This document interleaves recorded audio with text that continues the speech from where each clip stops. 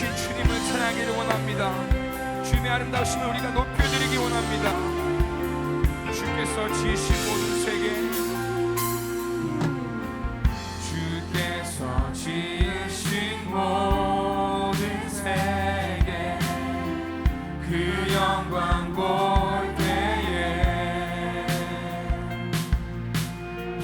감출 수 없는 그 아름다움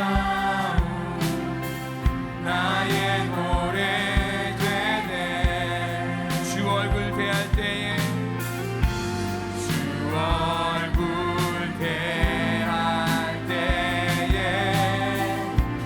내 영혼 송축해.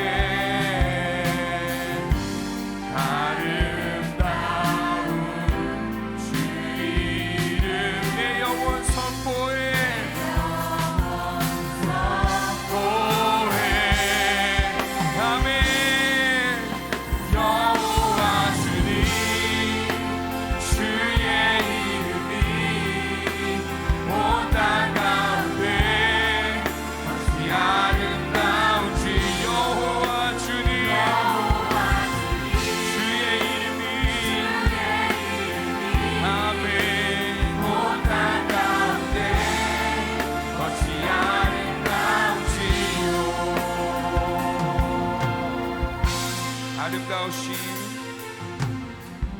아름다우신 주님의 성품, 겸손하신 사랑, 비교할 수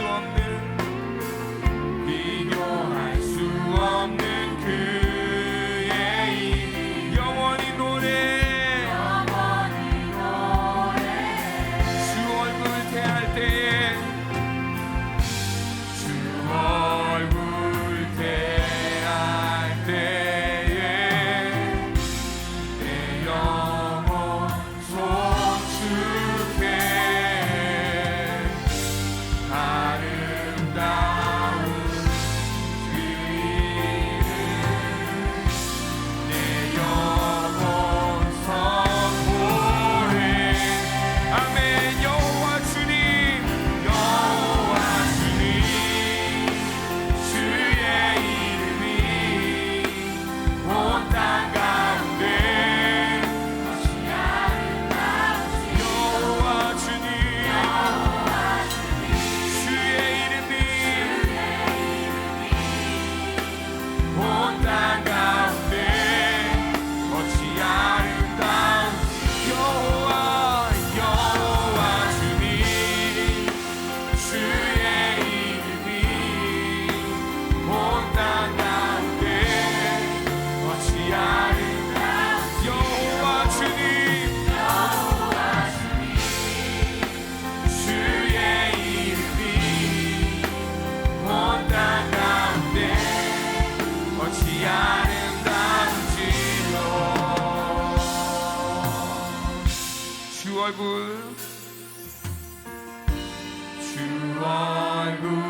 대할 때에 내 영혼 송축해. 아름다운 그 이름,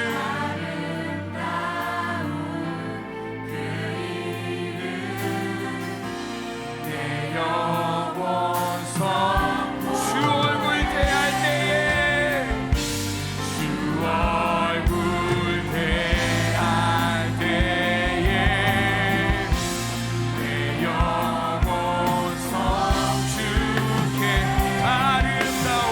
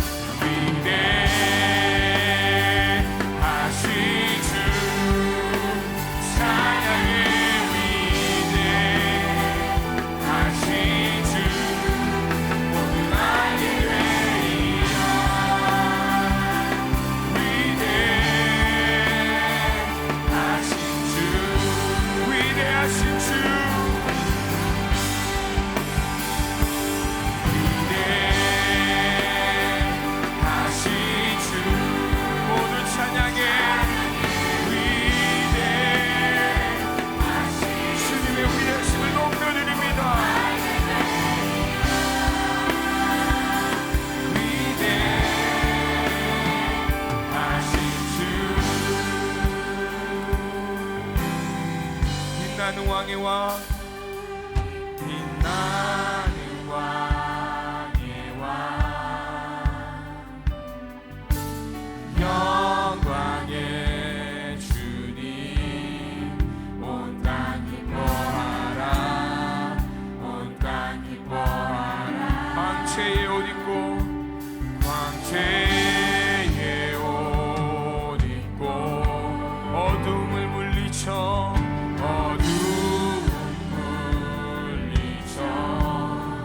저 원수는 떠내 아멘 위대하신 주 위대하신 주 찬양의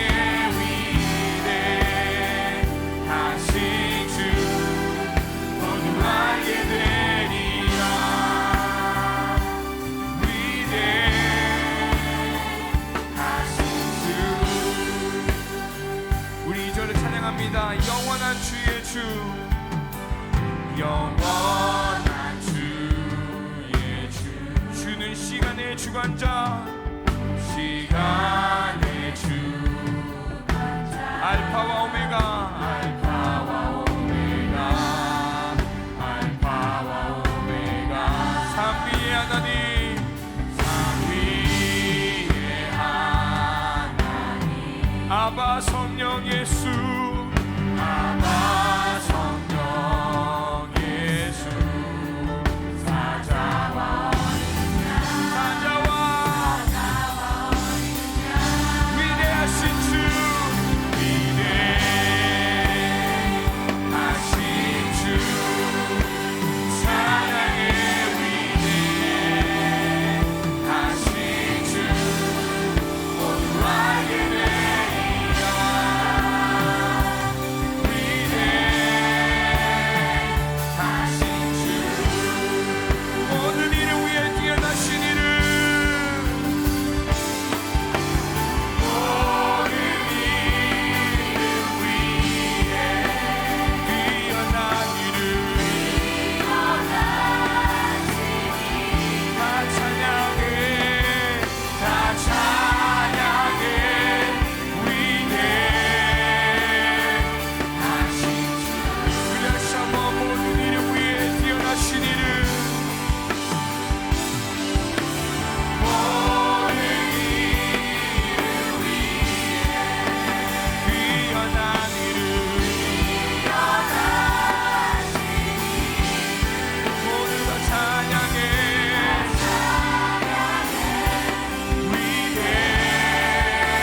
위대하신 주 위대하신 주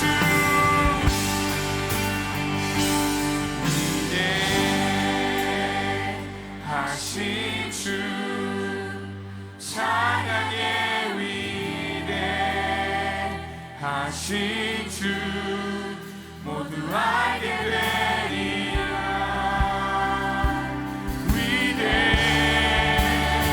위대하신 우리 마지막으로 선포합니다. 위대하신 주 위대하신 주 찬양의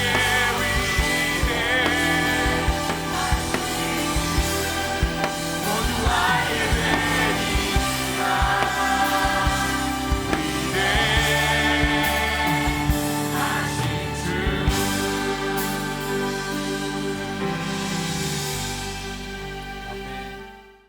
오늘 우리에게 주시는 하나님의 귀한 말씀은 창세기 1장 26절에서 31절까지의 말씀입니다. 하나님이 이르시되 우리의 형상을 따라 우리의 모양대로 우리가 사람을 만들고 그들로 바다의 물고기와 하늘의 새와 가축과 온 땅과 땅에 기는 모든 것을 다스리게 하자 하시고 하나님이 자기 형상 곧 하나님의 형상대로 사람을 창조하시되 남자와 여자를 창조하시고 하나님이 그들에게 복을 주시며 하나님이 그들에게 이르시되 생육하고 번성하여 땅에 충만하라 땅을 정복하라 바다의 물고기와 하늘의 새와 땅에 움직이는 모든 생물을 다스리라 하시니라. 하나님이 이르시되 내가 온 지면에 씨 맺는 모든 채소와 씨 가진 열매 맺는 모든 나무를 너희에게 주노니 너희의 먹을거리가 되리라. 또 땅의 모든 짐승과 하늘의 모든 새와 생명이 있어 땅에 기는 모든 것에게는 내가 모든 푸른 풀을 먹을거리로 주노라 하시니 그대로 되니라. 하나님이 지으신 그 모든 것을 보시니 보시기에 심히 좋았더라. 저녁이 되고 아침이 되니 이는 여섯째 날이니라. 아멘. 아멘. 아멘. 우리 한번 따라해 보겠습니다. 내 원함은 하나님인가? 하나님의 선물인가? 자, 우리 다 같이 한번 해보겠습니다. 시작. 내 원함은 하나님인가? 하나님의 선물인가? 오늘 본문은 하나님께서 창조의 마지막 여섯째 날 하나님의 형상과 모양대로 인간을 존귀하게 창조하셨음을 말씀하고 있습니다. 그리고 하나님은 인간에게 하나님이 창조한 모든 것들을 다스리도록 사명을 주셨습니다. 26절을 다 같이 한번 읽어봅니다. 하나님이 이르시되 우리의 형상을 따라 우리의 모양대로 우리가 사람을 만들고 그들로 바다의 물고기와 하늘의 새와 가축과 온 땅과 땅에 기는 모든 것을 다스리게 하자 하시고. 아멘. 이렇게 다스리는 사명을 위해서 하나님은 인간에게 복을 주셨습니다. 28절에 말하기를 하나님이 그들에게 무엇을 주시며 복을 주시며 하나님이 그들에게 이르시되 다스리라 라고 말씀하십니다. 이렇게 우리는 처음부터 지음을 받은 존재이기 때문에요, 모든 인간은 시대, 장소, 문명, 이 인종 이것을 다 뛰어넘어서 모든 사람들은 다 복받기를 원하고 또 하나님께 복을 받아야 진정으로 행복할 수 있는 존재가 되었습니다. 자, 그렇다면 여러분은 지금 행복하십니까? 이 질문이 중요한 것은 정말 내가 예수님을 잘 믿는지를 점검할 수 있는 아주 분명한 기준이 되기 때문에 그렇습니다. 여러분, 예수님을 믿으면 행복해야 합니다. 에덴 동산에서 인간이 죄를 지어서 복의 근원이신 하나님을 잃어버렸잖아요. 다시 그 하나님께로 인도하는 길과 진리와 생명이 되신 분이 예수님이기 때문에 그렇습니다. 요한복음 14장 6절을 다 같이 읽어봅니다. 예수께서 이르시되 내가 곧 길이요 진리요 생명이니 나로 말미암지 않고는 아버지께로 올 자가 없느니라. 그러니까 누구든지 예수님을 구세주로 영접하면 하나님의 자녀가 되는 권세를 회복하여서 이제 하나님께 복을 받는 존재가 된다라고 말씀하는 거죠. 요한복음 1장 12절에 영접하는 자 곧 그 이름을 믿는 자들에게는 하나님의 자녀가 되는 권세를 주셨다. 그래서 하나님의 복을 받는 사람이 된다라고 말씀하는 거예요. 그렇기 때문에 여러분, 누구든지 예수 그리스도를 정말 자신의 구세주로 영접하여 믿게 된 다음부터는요, 희한하게 이 마음의 깊은 것으로부터 나는 참 행복하다라는 어떤 고백, 그런 느낌들을 우리가 체험할 수 있게 되죠. 요한복음 4장에 나오는 사마리아 여인은 사실 우리가 아는 대로 얼마나 불행한 여인이었습니까? 사마리아라는 지역은요, 민족의 패망을 겪으면서 이방인들과 혼혈이 되어서 혈통을 중요시하는 유대인들에게는 완전히 멸시받는 땅이었습니다. 거기서도 이 여인은 5번 결혼에 실패하고 6번째 남자와 아무렇게나 살고 있으니 동네 사람들로부터도 왕따를 당하는 정말 불행의 총체적 대명사와 같은 여인이었습니다. 그래서 사람을 피하여서 아무도 물 길러 나오지 않는 뜨거운 태양이 떠있는 한낮에 물을 길러 나왔는데 이 여인을 기다리고 계신 예수님을 만나게 되지요. 그리고 이 여인은 예수님이 메시아 곧 그리스도인 것을 믿게 되니까, 그러니까 이 마음 깊은 곳에서부터 터져나오는 그 행복에 자기를 무시하고 멸시하는 동네로 뛰어나가서 사람들에게 외치기 시작합니다. 사실 상황은 달라진 것이 아무것도 없습니다. 여전히 사람들은 자기를 멸시하고 왕따를 시키고 있지만 달라진 것은 바로 이 여인이 예수님을 만나서 달라졌다는 거예요. 그러니까 모든 문제, 어려움, 고난, 절망 그런 것이 있음에도 불구하고 이 여인은 그것을 뛰어넘는 행복감으로 충만하여져서 오히려 다른 사람들을 살리는 사명자가 되어지더라는 것이죠. 누가복음 19장에 나오는 여리고의 세리장 삭개오도 우리 잘 알죠. 예수님을 만나게 되니까 이 사람은 자신의 재산의 반을 팔아서 가난한 사람들에게 나누어 주고, 만약에 자기가 네 것을 토색한 일이 있다면 4배나 갚겠다라고 말합니다. 이제까지 삭개오는 여러 열등감, 컴플렉스 이런 것으로 돈만 있으면 된다라고 살아왔던 사람이 이제 재산을 다 잃어버리고 망하는 것 같은 결단이었지만, 그러나 삭개오는 예수님을 영접하고 믿으니까 말할 수 없이 행복했고 또 구원까지 얻는 복을 받는 사람이 되어지더라는 것입니다. 반대로 여러분, 부자 관원 청년의 이야기도 있습니다. 이 사람 아주 젊은 사람이에요. 근데 돈이 많습니다. 더군다나 높은 자리에 있는 권력자이고 율법과 계명도 잘 지키는 정말로 당시의 신랑감 특 A급, 가장 잘 나가는 사람이라고도 말할 수 있겠죠. 거기에 예수님을 찾아온 그의 관심은 어떻게 하면 영생을 얻을 수 있을까 하는 것이었습니다. 나름 훌륭한 사람이라는 것을 증명하는 것이죠. 그런데 이 사람은요, 예수님께 나와 예수님을 선한 선생님이라고 부릅니다. 유대인들에게 있어서의 선한 분은 하나님 한 분밖에 없다는 사실을 다 알고 있습니다. 근데 예수님을 향하여 선하다고 말하면서 선한 주 또는 선한 메시아, 선한 그리스도라고 하지 않고 선생님이라고 말하는 까닭, 그것은 그의 원함이, 지금 주님을 찾아 나온 원함이 예수님께 있는 것이 아니라 예수님이 주시고자 하는 선물에 그의 원함이 있음을 보여주는 것이죠. 그래서 이런 마음을 꿰뚫어 보신 예수님께서 그에게 하신 말씀은 내 소유를 다 팔아 가난한 자에게 나눠주고 나를 따르라 하는 거예요. 예수님이 주이고 네가 예수님께 원함을 두고 나를 따르면 네 인생의 모든 것이 다 잘 될 것이다 라고 말씀을 주시는데도 불구하고 이 사람은 예수님께 관심이 없어요. 예수님이 주시는 선물에만 관심이 있었기 때문에 결과가 어떻게 됩니까? 다 같이 마태복음 19장 22절을 읽어볼까요?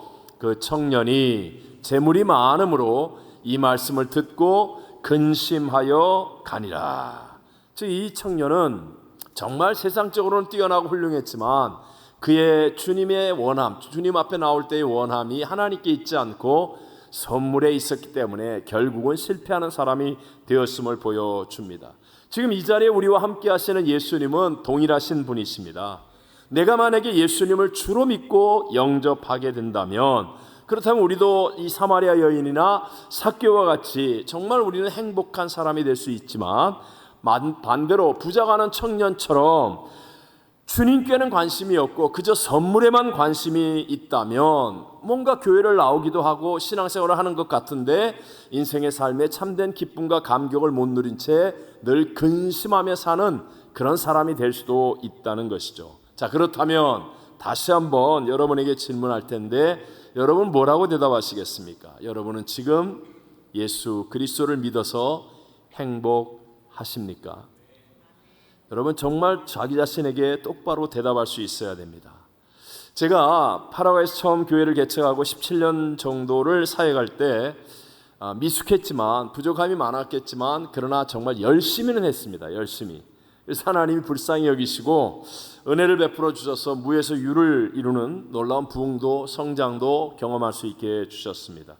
사실 늘 어쩔 수 없이 보이는 것만을 얘기하는 것이 조심스럽긴 하지만 어쨌든 2층 교회당을 건축하고 4층 교육관을 짓고 선교관을 구입하고 6만 6천 평의 기도원 수양관을 만들고 파라과이 최초의 외국인 묘지까지 허가를 받아서 조성을 하고 그리고 인디안 선교센터 만들고 원주민 선교 정말 열심히 했습니다. 교회에서도 작은 건물을 짓거나 놀이터를 만들 때도 시간이 들지만 그냥 정말 어마어마한 일들을 하니까 한시도 가만히 있지 않는 그런 아주 역동적인 그런 세월들을 우리 성도들과 함께 지냈습니다. 총회장을 하면서 남미가 좁다고 집회를 다녔지만 그런데요, 점점 부흥이 되고 시간이 지날수록 초창기와 같은 주님을 간절히 의지하고 메어 달리는 기도가 약해진 것은 분명한 사실인 것 같습니다.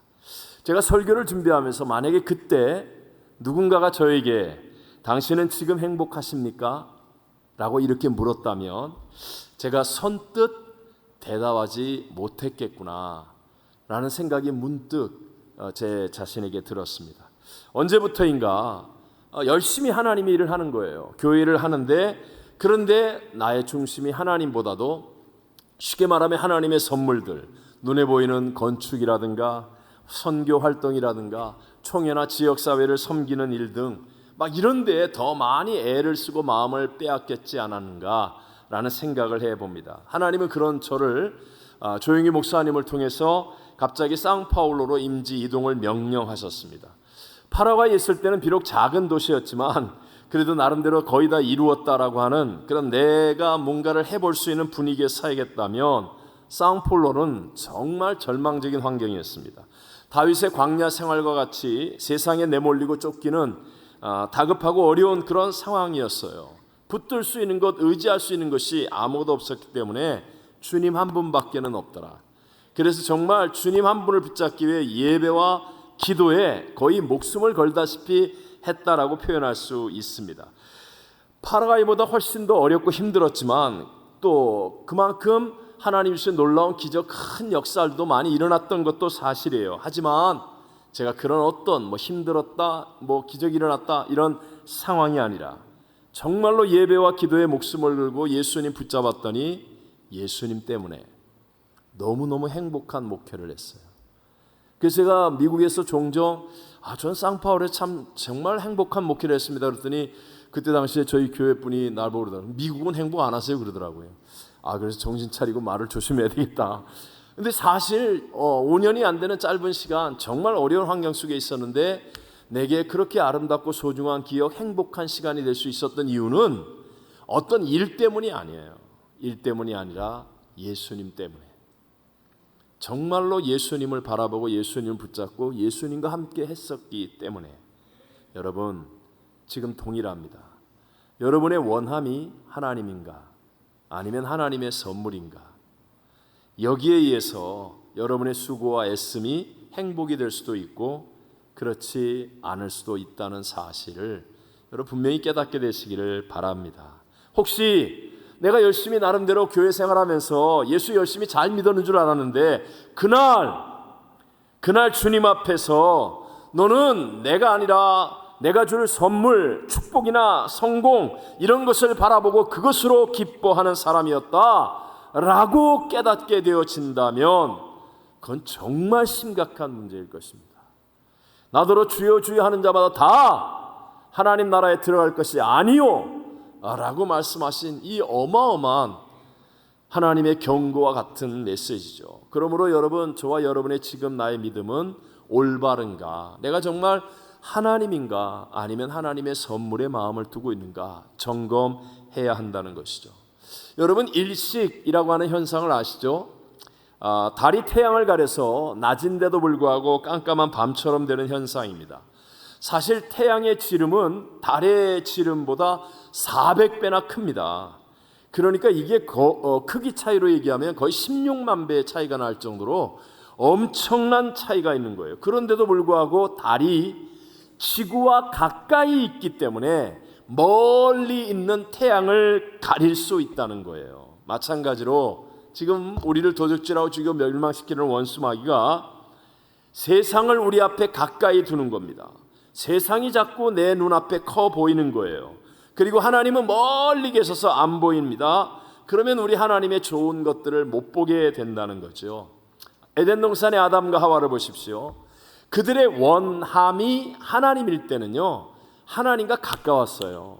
매일 저녁 서늘한 동산을 하나님과 함께 거닐면서 너무너무 행복했단 말입니다. 그러다가 마귀가 중간에 끼어들어서 하나님이 아닌 선악과 앞에 서서 자꾸만 바라보게 하지요. 그래서 그 선악과와 가까이서 하나님의 선물의 마음을 빼앗기게 하는 겁니다. 자꾸 그것만 가까이서 바라보니까 보암직도 하고 모험직도 하고 지혜롭게 할 만큼 탐스럽기도 한 나무인지라 그만 하나님 말씀을 불순종하고 따먹고 범죄하지요. 그래서 하나님과의 관계가 끊어져서 모든 행복을 잃어버리고 쫓겨나는 신세가 되고 말았습니다. 오늘도 마찬가지입니다. 동일하게 역사하고 있는 원수 마귀는 지금 우리 눈에 보이는 TV, 인터넷, SNS 등등 얼마나 많은 것들이 있습니까? 그 세상이 자꾸 가까워 보이는 거예요. 옛날에는 TV 한 번 보는 것도 쉬운 일이 아니었어요. 근데 요새는 이 핸드폰이 만능입니다. 만능. 뭐 세상이 너무 가까이에서 세상이 커 보이는 거예요. 그러니까 하나님을 볼 수가 없게 되는 겁니다. 세상이 자꾸 가까워지니까 세상의 돈이 훨씬 더 커 보이고, 사람이나 권력이 더 커 보이고, 세상의 재미가 그렇게 좋은 것처럼 크게 보여지죠. 완전한 착각입니다. 조그만 그 달이 16만 배나 더 큰 엄청나게 큰 태양을 다 가려서 못 보게 하는 것과 같은 착각이에요. 우리의 영적인 일식 현상이 지금 우리에게 일어나 우리를 속이고 있는 것임을 알아야 됩니다. 영적인 일식 현상에 빠지면 사람들은요, 일반적으로 돈이 커집니다. 그래서 돈을 먼저 생각하죠.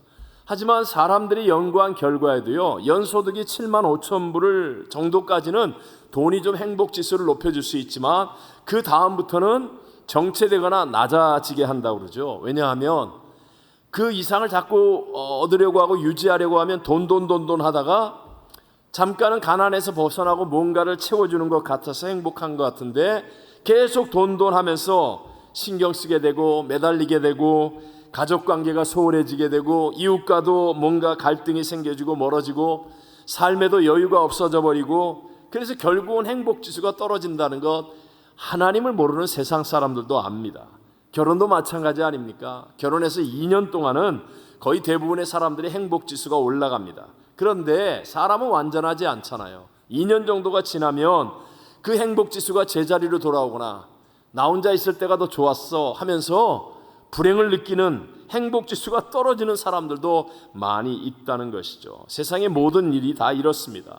절대로 참된 행복이 아닙니다. 유효기간이 지독하게 짧은 그런 헛되며 헛된 것들일 수가 있다는 거예요. 그런데 마귀가 영적인 일식 현상처럼 우리를 혼미케 해서 진짜 복을 주시는 하나님을 못 보게 하는 겁니다. 하나님은 멀리 계신 것 같아. 나하고는 상관없는 분인 것 같아. 하나님은 내 기도를 안 듣는 것 같아. 하나님 너무 막연한 분이잖아. 그런데 돈의 힘은 너무 분명해요. 사람과 권력의 힘은 막 눈앞에 다가오는 것 같고, 세상이 주는 쾌락은 뭔가 금방 무언가를 행복하게 해줄 것 같고, 그래서 우리로 하여금 하나님의 복을 받지 못하게 만드는 거죠. 고린도후서 4장 4절을 한번 다 같이 읽어볼까요? 그 중에 이 세상의 신이 믿지 아니하는 자들의 마음을 혼미하게 하여 그리스도의 영광의 복음의 광채가 비치지 못하게 함이니 그리스도는 하나님의 형상이니라. 아멘. 정사와 원수를 잡고 있는 악한 원수 마귀가 우리를 혼미하게 해서, 그래서 가리는 겁니다. 가까이 있는 세상으로 우리를 혼미하게 해서 그리스도의 영광의 광채, 하나님의 축복의 빛이 비치지 못하게 하여 하나님의 형상인 그리스도의 복을 받지 못하게 한다라고 말합니다. 자, 그럼 혹시 여러분 가운데, 그럼 목사님, 아니 세상이 행복을 주지 못한다면 세상은 돌아보지도 말고 세상 일은 하지도 않아야 되는 것입니까? 가정, 직장, 학교, 여행, 맛집, 운동, 취미생활 뭐 이런 등등 그런 것 전혀 쳐다보지도 말고 하지도 말아야 하는 것입니까? 분명히 말씀드리지만 아닙니다. 해도 됩니다. 행복을 느낄 수 있습니다. 중요한 건 우리의 행복의 이유, 행복의 근원은 하나님의 형상인 예수 그리스도에게만 있다는 사실을 먼저 깨닫고, 더불어서 기억해야 될 것은 하나님은 우리를 행복하게 하기 위해서 세상의 온갖 것들을 우리에게 선물로 주셨다는 사실을 바르게 인식해야 한다는 거예요. 다시 한번 정리를 해볼까요? 설명을 하겠습니다. 하나님께서 세상을 창조하실 때 하나님 꼭 하신 말씀이 있습니다. 뭔지 아세요? 보시기에 좋았더라. 보시기에 좋았더라. 그러니까 하나님이 세상을 창조하시면서 보시기에 좋았다는 말은 하나님은 그걸 보고 행복해 하셨다, 불행해 하셨다? 행복해 하셨다. 그리고 하나님은 인간을 지으시면서 더해서 하나님이 보시기에 심히 좋았더라. 우리 인간을 바라보면서 행복하신 분이에요. 우리가 행복하기를 원하세요. 더군다나 저와 여러분은 누구의 형상과 모양? 하나님의 형상과 모양대로 지어졌기 때문에 우리 안에는 하나님과 마찬가지로 하나님이 지은 것들을 바라보고 다스리며 행복하기를 하나님은 원하신다는 거예요. 그래서 우리가 세상에서 행복을 기대하는 것 죄가 아닙니다. 잘못이 아니라는 거예요. 단 하나 우리가 절대로 놓치지 않아야 하는 것, 그것은 복은 누구에게로부터 온다? 하나님께로부터 온다. 복은 오직 예수 그리스도께로부터 온다. 이것만은 놓치지 않아야 한다는 거예요. 자, 아담과 하와가 하나님께로부터 복을 받고 있을 때에는요, 그들의 결혼은 행복했어요, 불행했어요? 몰라요? 안 살아서 몰라? 행복했죠. 하나님께서 아담이 홀로 독처하는 것이 보시기에 좋지 않아서 아담을 행복하게 만들어 주시기 위해서 하와를 지으셔서 결혼하게 했잖아요. 아담 하와 다 하나님과 올바른 관계, 하나님께 복을 받고 있을 때는 이는 내 뼈 중에 뼈요 살 중에 살이라. 이것처럼 멋지고 아름다운 말이 없어요. 정말 행복했다는 거예요. 마찬가지로 여러분, 지금도 저와 여러분에게 아내를 주시고 남편을 주시고 가정에 부모님이 계시고 자녀들을 선물로 주시고 또 우리가 일할 수 있게 하는 것, 이 모든 것들은요 다 하나님이 저와 여러분들에게 행복을 누리게 하려고 선물로 주신 것임을 믿게 되시기를 바랍니다. 그런데 문제가 뭐가 있어요? 선물로 주신 것을 자꾸 나를 복되게 하는 것이라고 착각하는 거예요. 자, 하나님이 우리 가정에 결혼 자녀를 주셨어요. 이 자녀는 하나님의 선물이에요.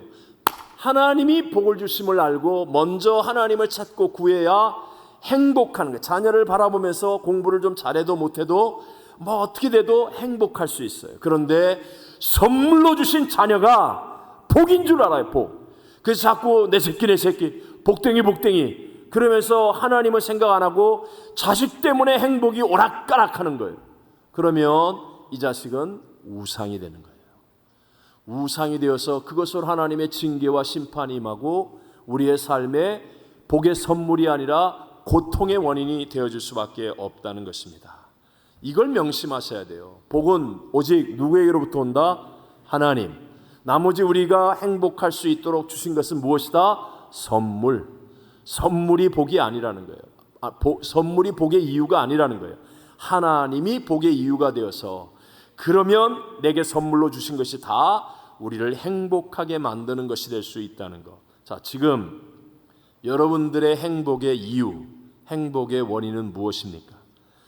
만약에 내 남편이 너무 훌륭해서 행복하다, 아내가 잘해줘서 행복하다, 자녀들이 공부를 잘해서 행복하다, 부모님은 건강하시고 사업은 돈을 잘 벌고 교회와 사회에서 칭찬을 듣고 그래서 행복하다.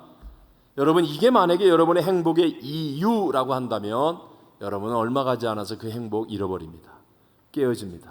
그래서 또다시 휘둘림을 당하고 더 그 깊은 고통에 빠집니다.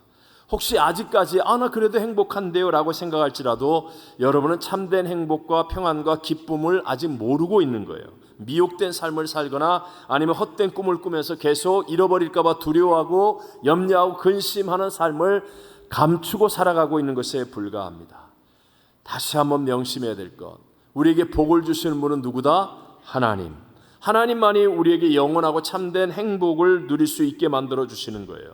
그러니까 하나님이 우리에게 행복하라고 주신 선물을 하나님보다 더 좋아하고 하나님보다 더 섬기려고 하는 그 순간부터 하나님과의 관계는 깨어지고, 조금 전까지는 그게 분명히 복인 줄 알았는데 복이 아니라 왼수가 되어지고 싸움의 원인이 되어지고 실망의 원인이 되어지고 고통의 원인이 되어져서 우리 스스로 모든 행복을 잃어버리는 사람, 결국은 하나님의 심판과 징계를 받듯이 내게 그 복의 선물이 우상이 되어져 버리고 만다는 것이죠. 구약을 보십시오.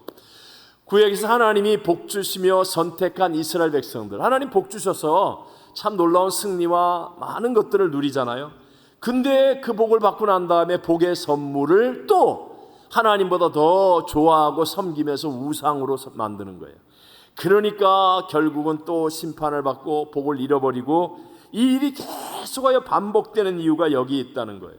하나님보다도 하나님이 주신 선물이 마치 자기를 행복하게 해줄 줄 아는 그 어리석음 때문에 하나님보다도 선물을 더 좋아하고 선물을 더 귀하게 여기고 선물을 섬기려고 하는 것, 그것 때문에 선물은 행복을 가져다 주는 게 아니라 오히려 하나님의 관계를 깨어뜨리고 우상과 같이 우리의 복을 잃어버리게 만드는 원인이 되어질 수밖에 없다는 것입니다.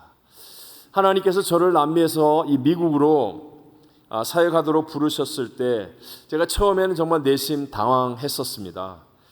제가 그 당시 미숙했기 때문에 가졌던 잘못된 편견 중에 하나가 뭔가 잘 먹고 잘 입고 잘 산다, 이것은 신앙의 부정적일 것이다 라는 생각이 없지 않아 있었습니다. 그래서 남미의 선교지에서 현지인들이든 우리 한인들이든 저를 바라보았고 저와 함께 신앙생활했고 그래도 주 안에서 신뢰했던 그 많은 사람들에게 제가 그 성도들을 고생하는 남미에 남겨두고 내가 남들이 부러워하는 미국 잘 살고 잘 있고 그렇게 할 수 있는 미국으로 간다는 것 자체가 이게 정말 저분들의 신앙에 마이너스를 가져오는 건 아닐까 하는 그런 부담이 사실은 굉장히 컸었습니다.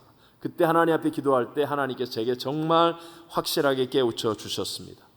모든 사람에게 반드시 있어야 하는 행복, 모든 사람이 반드시 찾아야 되고 추구해야 되는 행복은 좋은 집이나 좋은 차나 좋은 학교, 좋은 직장 또는 좋은 세상, 좋은 나라가 주는 것이 아니라 오직 누구에게로부터 오는 거예요? 하나님. 오직 하나님께로부터 오는 것임을 다시 한번 저에게 확실하게 알게 하셨어요. 그래서 미국이든 브라질이든 한국이든 아프리카든 어느 곳이든 먼저 주님을 예배하고 기도하며 예수님과 동행하는 성령 충만한 삶이 될 때 거기에서 주님 한 분이면 충분합니다 하는 행복이 오는 것이고, 나머지는 행복한 마음으로 내가 누리는 선물이라는 거예요. 선물. 그러니까 선물은요, 때로는 있어도 되고 없어도 괜찮다는 거예요. 주님 한 분이면 충분하기 때문에 좋은 차를 못 타도, 좋은 집에 못 살아도, 남들에게 좋은 소리 못 들어도 괜찮아요. 없어도 돼요. 또 주어지면 그러면 기뻐하고 하나님 주셔서 너무 감사합니다, 이 선물 너무 행복해요, 그러면 되는 거예요. 그러면 언제나 하나님이 먼저라는 거죠. 제가 미국에서 얼마 되지 않았을 때 어떤 분의 초청을 받아서 식사를 함께하는 자리가 있었는데 참 지금도 그 식당이 좋은 식당이고 그렇지만 그때 당시도 좋은 고깃집에서 이제 식사를 하는 거예요. 전 고기를 좋아했었죠. 네. 고깃집 식사를 하는데 저와 함께 앉았던 테이블에 있었던 한 분이 북한 선교를 하시는 분이래요. 근데 그분은 좀 몸이 마르고 저는 고기를 굉장히 많이 먹는 스타일이고, 근데 이제 보니까 좀 식사를 막 맛있게 하고 있었어요. 내가 봤을 때 그분은 먹을 만큼 다 먹었어요. 근데 저는 이제 원래 많이 먹으니까 이제부터 시작인 단계예요. 근데 자기는 먹을 만큼 다 먹더니 이분이 탁 갑자기 인상을 쓰면서 젓가락을 탁 내려놓는 거예요. 책상 위에 소리가 나게, 표시가 나게. 그러면서 하시는 말씀이, 지금 북한 땅에는 굶어 죽는 사람들이 얼마나 많은데 그러면서 그러는 거예요. 아니 이제부터 고기 먹으려고 그러는데 이게 얼마나 큰 부담입니까? 참 어떻게 보면 근사한 말 같죠? 그러나 착각이에요. 제가 그랬어요. 그럼 내일 목사님 북한에 들어가서 같이 살라고, 그분들을 진짜 사랑하고 안타까우면 가서 사시라고 라고 여기까지 얘기가 나왔는데 하지는 않았어요. 무슨 얘기냐, 가끔가다 이런 얘기합니다. 큰 교회는 작은 교회 이렇게 자꾸 구분을 하죠. 아니에요 여러분. 큰 선물을 받을 수도 있고 작은 선물을 받을 수도 있고, 그게 중요한 게 아니라 하나님이에요. 하나님. 복을 주시는 분은 누구라고요? 하나님. 하나님을 중심에 두고, 그리고 나머지는 선물이라니까요. 선물은 주시면 감사히 받으면 돼요. 기뻐하고 행복하면 돼요. 없어도 나는 하나님 한 분이면 충분하다. 시기할 필요 없어요. 배 아파할 필요 없어요. 내가 지금 없는 게 무슨 상관 있어. 만왕의 만주의 주 만물의 충만이신 하나님 한 분이면 난 충분한데, 언젠가 하나님의 때가 되면 나에게도 하나님의 선물을 주실 텐데, 여러분 믿으세요? 이게 중요한 거예요. 저 사람이 잘 산다, 저 사람이 난 배 아파, 이게 불공평해, 그게 아니라니까요. 세상은 불공평한 곳입니다. 그러나 하나님이 우리에게 오셨어요. 하나님의 형상인 그리스도 예수, 그분이면 충분합니다. 그분 한 분이면 우리의 모든 억울함, 답답함, 힘듦, 고난, 눈물 다 극복할 수 있습니다. 정말 그분을 붙잡아야 됩니다. 그분을 붙잡지 못하도록 자꾸 선물에다가 마음을 빼앗기게 하는 원수 마귀를 이기셔야 돼요. 선물에다가 자꾸 마음을 빼앗겨서 하나님을 못 붙들게 하는 원수 마귀를 이기고 먼저 하나님을 똑바로 붙잡는 사람 되어지면, 그러면요 나머지 하나님께서 나에게 필요한 모든 것들을 공급하며 그 선물들을 통하여 우리도 행복한 삶 살게 하실 줄로 믿습니다. 우리 잘 아는 다윗의 고백 있죠. 다윗 23편 1절 시편 한번 읽어볼까요? 여호와는 나의 목자시니 내게 부족함이 없으리로다. 여러분, 다윗은 지금 부족함이 없는 상황이기 때문에 지금 이렇게 고백하는 겁니까? 아니에요. 다윗은 지금 광야에서 사울 왕에게 쫓겨서 짐승처럼 지내야 되는 고통의 순간입니다. 언제 죽을지 모르는 사망의 음침한 골짜기에 있는데도 불구하고 어떻게 내게 부족함이 전혀 없습니다 라고 고백하는 겁니까? 그게 바로 주님 한 분이면 충분한 믿음이기 때문에, 주님과 먼저 올바른 관계 속에 있기 때문에, 먼저 하나님이었기 때문에, 그러니까 다윗은 결국 이스라엘의 남북을 통일하는 위대한 왕이 될 수 있었고 하나님의 마음에 합한 자가 되어서 하나님이 예비한 많은 좋은 선물들을 누리면서 사는 사람이 되어지더라는 것입니다. 그리고 그 다윗의 하나님은 바로 저와 여러분 지금 우리들의 하나님인 줄로 믿습니다. 여러분, 정신을 차리고 선물 때문에 마음을 빼앗기지 말고, 하나님 주신 선물 때문에 그것 때문에 마음 뺏기지 말고 먼저 하나님, 난 하나님 한 분이면 충분합니다. 이 먼저 하나님을 알고 하나님을 붙들고 하나님과 충분한 교제가 이루어지면, 그러면 반드시 하나님의 위대한 역사는 일어나는 것이죠. 우리 교회에서 단기 선교를 다녀온 분들의 선교 간증을 들으면 왠지 진짜 행복이 전해지지 않습니까? 저는 참 행복해요. 선교 갔다 온 분들의 간증이 행복을 전해주는 것 같아요. 분명히 그분들은 훨씬 더 덥고 힘들고 어려운 고생하는 선교지를 간 거예요. 그렇기 때문에 그분들은 선교지를 가면서 눈에 보이는 선물들을 내려놓았습니다.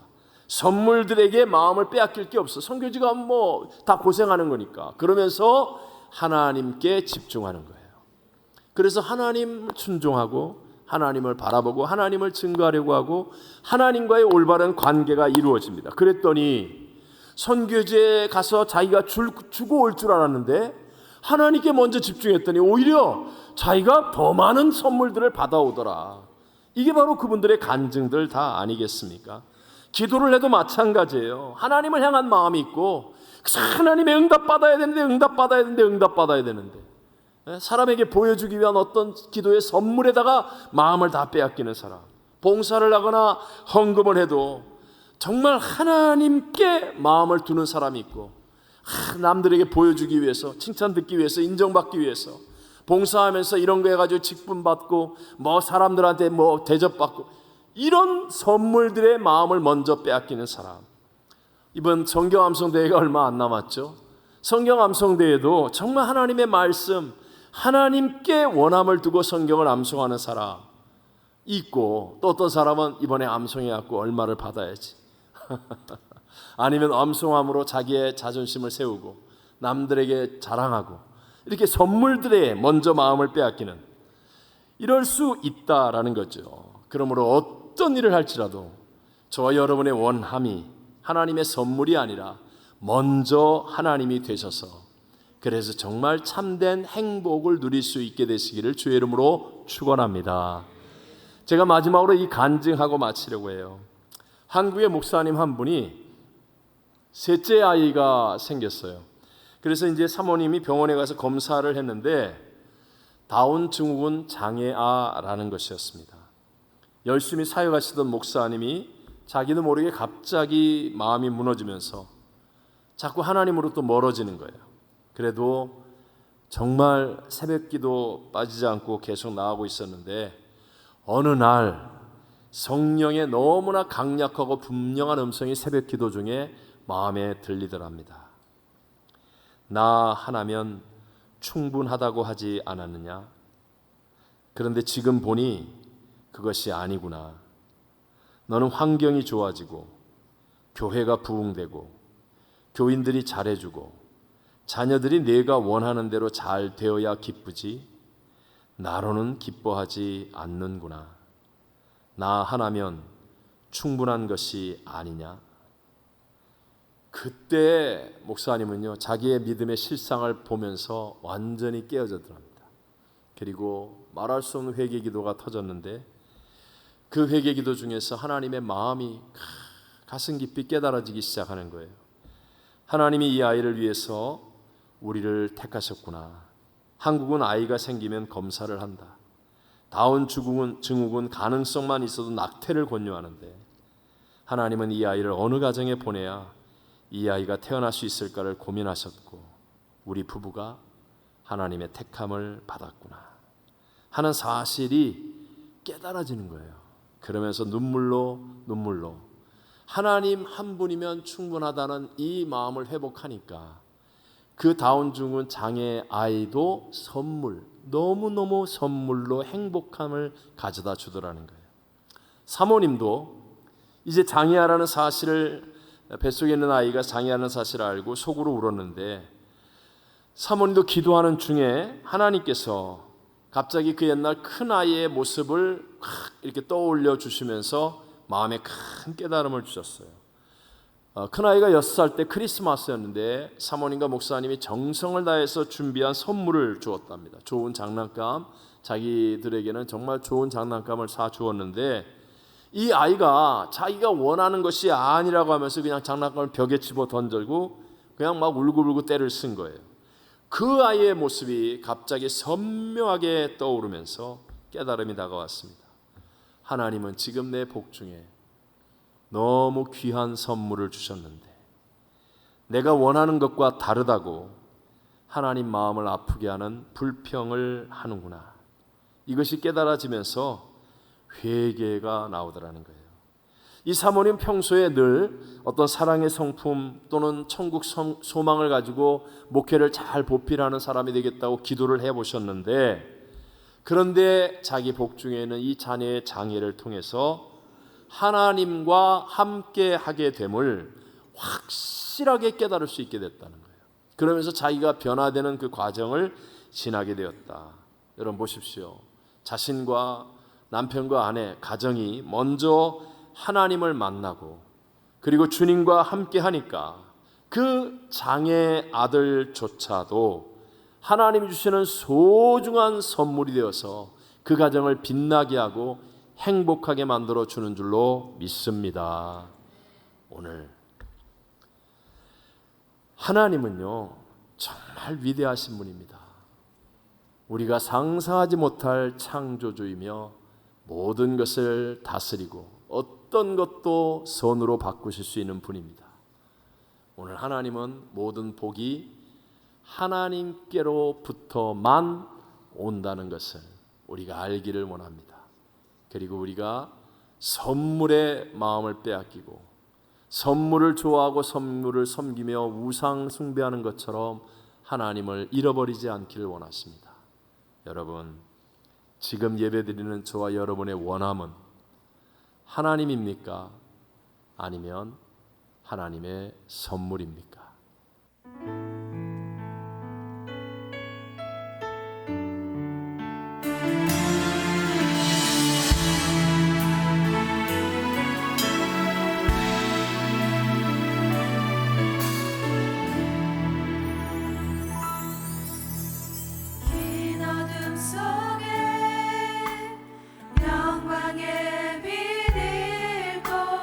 죄와 절망에